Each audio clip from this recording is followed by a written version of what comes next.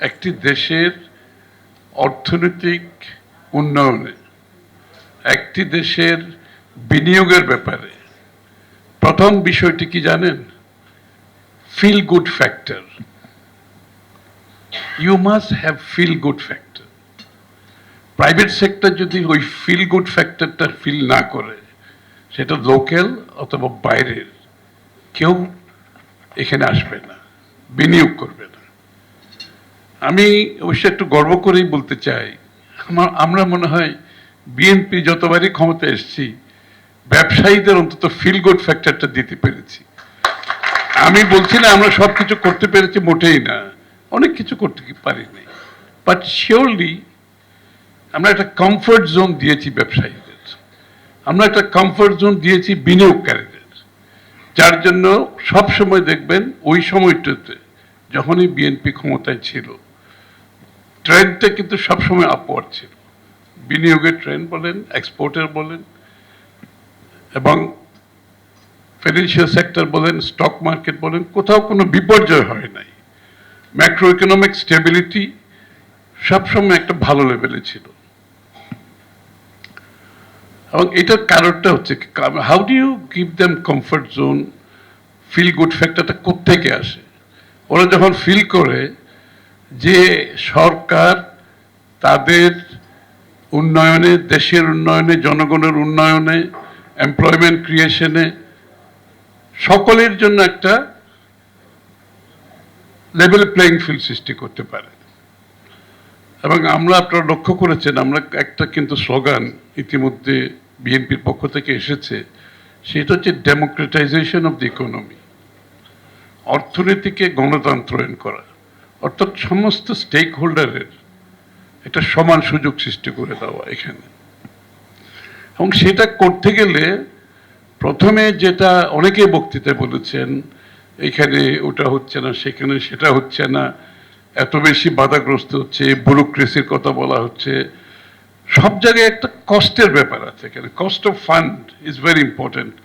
উনি এফটিআর দিয়ে মাধ্যমে বলছে ট্যাক্স ফ্রি ইত্যাদি ইত্যাদি। এগুলো সব মূল বিষয় হচ্ছে is of doing business and cost of fund. Is of doing business যদি আপনি করতে পারেন, কস্ট অফ ফান্ড কমবে।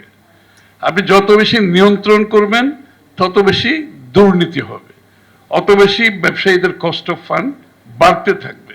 কারণ নিয়ন্ত্রণকে আপনি ওভারকাম করতে গেলে তো একটা পয়সা খরচ আছে সব সময়। আর যারা সেটাকে ফাঁকি দিয়ে পৃষ্ঠপোষকতার মাধ্যমে ব্যবসা করে, তাদের সেই কষ্ট নাই, বরঞ্চ তাদের সুবিধাই বেশি।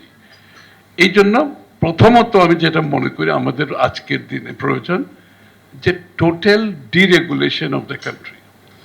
বাংলাদেশ কিন্তু একটা over regulated country, sorry to say this, it's over regulated.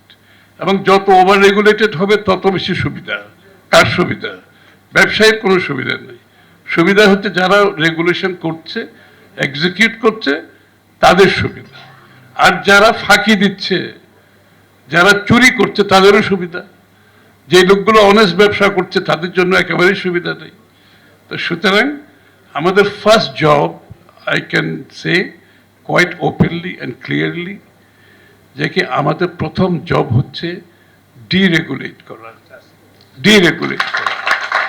And when I say deregulate, and I'm talking about serious deregulation, not a political statement, sorry, serious deregulation. এবং আমরা সিদ্ধান্ত নিয়েছি এই ডিরেগুলেশনের মাধ্যমে আমরা, এটা কিন্তু ইজ অফ ডুইং বিজনেস শুধু হবে না, আপনাদের কস্ট কমে যাবে কিন্তু। এবং ব্যবসায়ীদের এই যে ফিল গুড ফ্যাক্টরটা, তখন সে তার মধ্যে ওই বাধা বিপত্তি এগুলো তার মাথা থেকে চলে যায়। তখন তার কনসেন্ট্রেশন হয় ব্যবসাকে আমি কিভাবে বাড়াবো, আমার মার্কেটিংটা কিভাবে বাড়াবো, আমি আমার এফিসিয়েন্সি কিভাবে বাড়াবো, আমার কস্টটা কিভাবে কমাবো, এগুলো হয়ে যায়। কিন্তু এগুলো তো সময় কেউ পাচ্ছে না, কারণ সে ফায়ার ফাইটিং করতেছে, সর্বক্ষণেই ফায়ার ফাইটিং করতেছে। তো ব্যবসায়ীর জন্য এটা কোনো কনভিনিয়েন্ট জায়গা হতে পারে না। তো এই জন্য আমি একটা এক্সাম্পল দিই, যে আমি যখন ডিরেগুলেশনের কথা বলছি, একটা এক্সাম্পল দিই, সেটা গার্মেন্টসের লিডারশিপ সবাই আছে, ওরা জানে সবাই। ওই যে আপনাদের ইউডি একটা সার্টিফিকেট লাগতো না, মনে আছে? এখনো লাগে। তো ইউডি সার্টিফিকেটটা দিত ইপিবি, আপনাদের মনে আছে এক্সপোর্ট প্রমোশন ব্যুরোর দিত। তখন একদিন গার্মেন্টের নেতৃবৃন্দ আমার কাছে আসলো, তখন আমি বাণিজ্য মন্ত্রী।